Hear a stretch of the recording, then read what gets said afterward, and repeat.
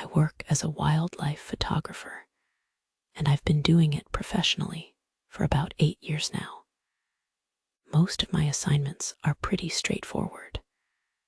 Magazine spreads, conservation projects, that sort of thing. But every once in a while, I get something different. This happened 2 years ago when I was hired to photograph elk during rutting season in a remote part of Montana. The location was about as isolated as it gets. I had to drive 3 hours from the nearest town, then hike another 4 miles to reach the area where the elk were supposedly gathering. I've done solo trips like this dozens of times, so I wasn't worried. I filed my itinerary with the local authorities like I always do, and packed enough supplies for 5 days.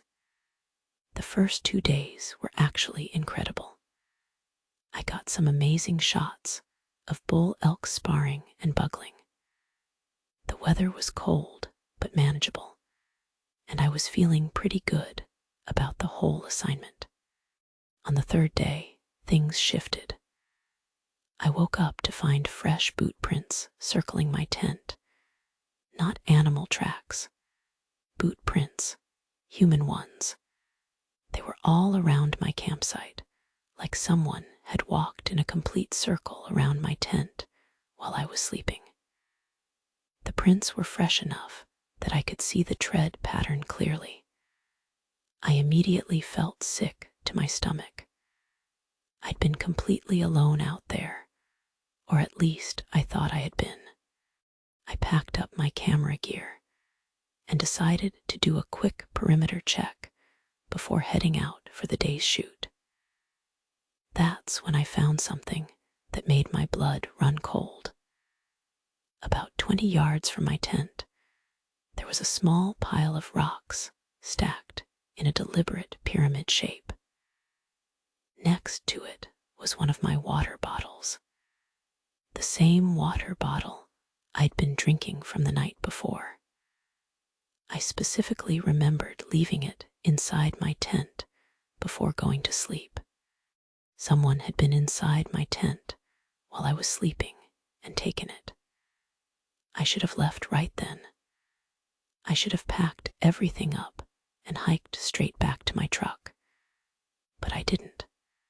I convinced myself it was probably just another hiker, or maybe a hunter, who was curious about my setup.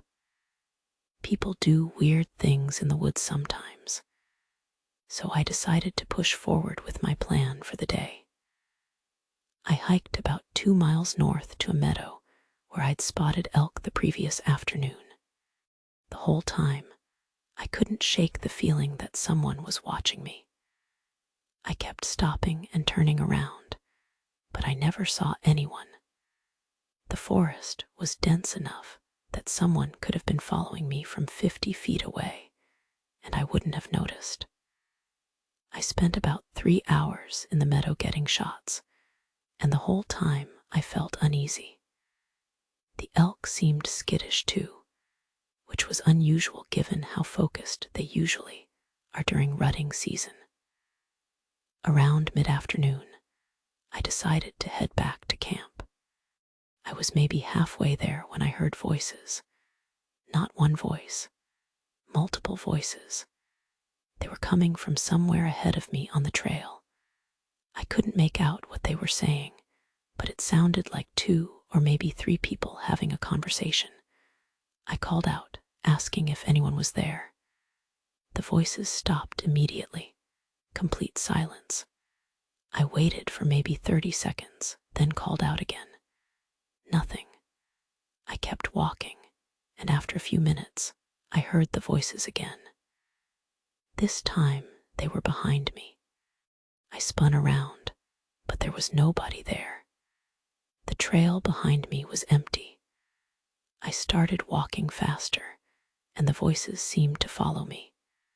Sometimes ahead, sometimes behind, sometimes off to the side. It was like they were surrounding me, but I couldn't see anyone. I was practically jogging at this point, my camera equipment bouncing against my back. When I finally reached my campsite, I knew immediately that something was wrong. My tent was open. I always zip it completely shut, but the flap was wide open and flapping in the wind. I approached slowly, half expecting someone to jump out. But when I looked inside, it was empty. Or at least, it seemed empty at first. Then I noticed that all of my food was gone. Every single item. The bare canister I'd been storing everything in was sitting in the middle of the tent, completely empty, with the lid placed neatly beside it. Whoever had done this had taken the time to carefully remove all my food and reseal the container. I started packing immediately. I didn't care about the assignment anymore. I just wanted to get out of there. As I was stuffing my sleeping bag into my pack, I heard footsteps outside the tent. Heavy, deliberate footsteps. I froze. The footsteps circled the tent once, then stopped right at the entrance. I could see a shadow through the tent fabric. Someone was standing right outside. I didn't know what to do. I couldn't see who it was, and I had no way to defend myself if they decided to come in. I just sat there, holding my breath, waiting for something to happen. Then I heard a voice. It was a man's voice, low and rough. He said, "You should leave." That was it. Just those 3 words. Then the shadow moved away, and the footsteps retreated into the woods. I didn't wait another second. I grabbed my pack and my camera bag and got out of that tent as fast as I could. I didn't even bother taking down the tent or organizing my gear properly. I just started hiking back toward my truck. It was getting dark by then, but I didn't care. I'd rather hike in the dark than spend another night out there. I made it maybe a mile before I realized I was being followed. I could hear footsteps behind me, matching my pace. When I sped up, they sped up. When I slowed down, they slowed down. I kept turning around with my headlamp, but I couldn't see anyone. The forest was too thick, and my light wasn't strong enough to penetrate very far. At one point, I stopped completely and yelled into the darkness. I told whoever was following me to show themselves. I tried to sound brave, but my voice was shaking. For a moment, everything was quiet. Then I heard laughter, multiple people laughing. It was coming from all around me, like I was surrounded. I ran. I didn't care about the trail or the terrain or anything else. I just ran as fast as I could through the woods. Branches were hitting my face, and my pack was throwing me off balance, but I kept going. I don't know how long I ran for. Maybe 10 minutes, maybe longer. Eventually, I couldn't hear the footsteps or the laughter anymore.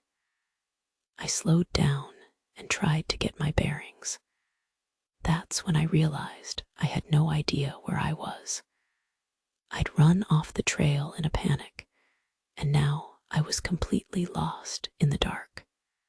I pulled out my GPS, and my hands were shaking so badly I almost dropped it. According to the coordinates, I'd run almost a mile in the wrong direction. I was further from my truck than when I'd started running. I wanted to cry. I wanted to scream, but I forced myself to calm down and think rationally. I programmed my truck's location into the GPS and started walking. The next 2 hours were the longest of my life. Every sound made me jump. Every shadow looked like a person. I was convinced that at any moment, someone was going to grab me from behind. nothing happened. I just kept walking, following the GPS coordinates, and eventually I saw my truck through the trees. I've never been so relieved to see anything in my entire life. I threw my gear in the back and locked the doors. I didn't even take off my pack. I just started the engine and drove. I didn't stop driving until I reached the nearest town, and even then, I only stopped because I needed gas. I reported everything to the local sheriff's department. They took a statement and said they'd send someone out to check the area, but I got the impression they didn't take it very seriously. They probably thought I just spooked myself or encountered some harmless locals. I never went back for my tent. I never finished the assignment. And I never found out who was out there in those woods. But sometimes I think about that voice telling me to leave, and I wonder what would have happened if I hadn't listened. I grew up in rural Oregon, and I've been hunting with my dad since I was 12. By the time I was 23, I'd done dozens of solo hunting trips without any issues. I knew the woods around my hometown like the back of my hand, or at least I thought I did. This happened during deer season about 3 years ago. I'd gotten permission from a landowner to hunt on his property, which was about 1,000 acres of mixed forest and meadow. It was a Thursday morning, and I headed out before dawn to get to my tree stand. The stand was about 1.5 miles from where I parked, in an area where I'd seen deer activity the previous season. The hike in was uneventful. I climbed up into my stand, got settled, and waited for sunrise. The first few hours were quiet. I saw a few does in the distance, but nothing I wanted to take. Around 10 in the morning, I heard something that made me pay attention. It was the sound of someone walking through the woods, not trying to be quiet, just walking normally. I figured it was probably the landowner or maybe another hunter he'd given permission to. I didn't think much of it, but then the footsteps stopped directly below my tree stand. I looked down and saw a man standing there, looking up at me. He was probably in his 50s, wearing jeans and a flannel shirt. No hunting gear, no orange vest, nothing that suggested he was supposed to be out there. We made eye contact, and he just stared at me without saying anything. I called down and asked if he needed help or if he was lost. He didn't respond. He just kept staring. After about 30 seconds of this uncomfortable silence, he turned and walked away. I watched him disappear into the trees, heading east. I was unsettled, but I tried to refocus on hunting. About an hour later, I heard footsteps again. I looked down, and it was the same guy. He was standing in the exact same spot, looking up at me with the same blank expression. This time I was genuinely freaked out. I asked him directly what he wanted. He still didn't say anything. He just stood there for maybe a minute, then turned and walked away again. Same direction as before. I decided I was done for the day. I didn't care about getting a deer anymore. I just wanted to get out of there. I climbed down from my stand and started hiking back toward my truck. I was maybe halfway there when I saw him again. He was standing on the trail ahead of me, just waiting. I stopped walking. We were maybe 50 yards apart. I called out and asked him what he wanted, but he didn't answer. He just started walking toward me. I don't know why, but something about the way he moved made me turn around and start walking the other direction. I heard him speed up behind me, so I started running. I ran off the trail and into the thicker part of the forest, trying to lose him. I could hear him crashing through the brush behind me, and he was fast.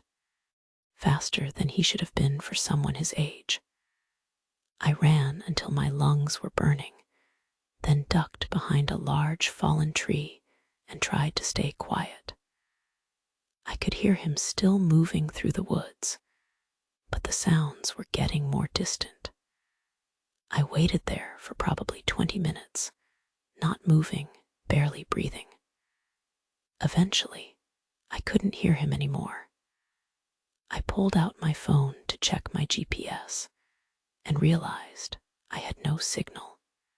I'd run so far off course that I wasn't even sure which direction my truck was anymore. I decided to just pick a direction and start walking, hoping I'd eventually hit a road or a fence line or something I recognized. I walked for what felt like hours. The sun was starting to set, and I was beginning to panic.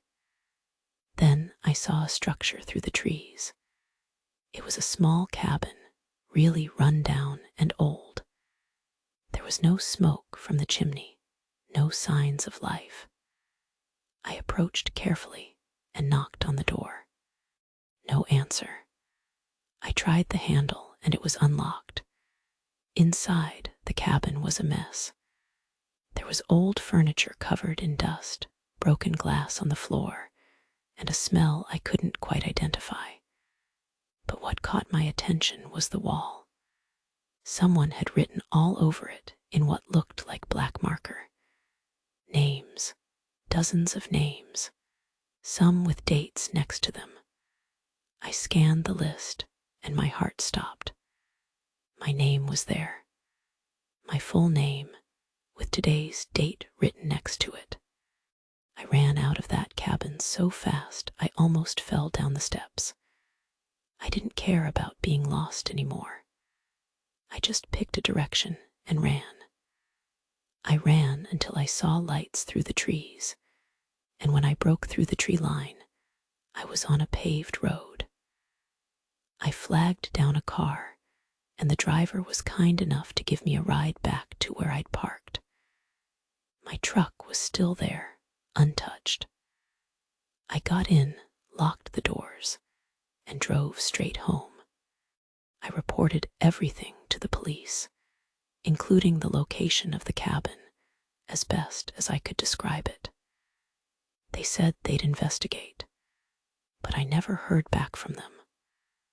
I asked the landowner if he knew anything about a cabin on his property, and he said there hadn't been a structure like that on his land for at least 30 years.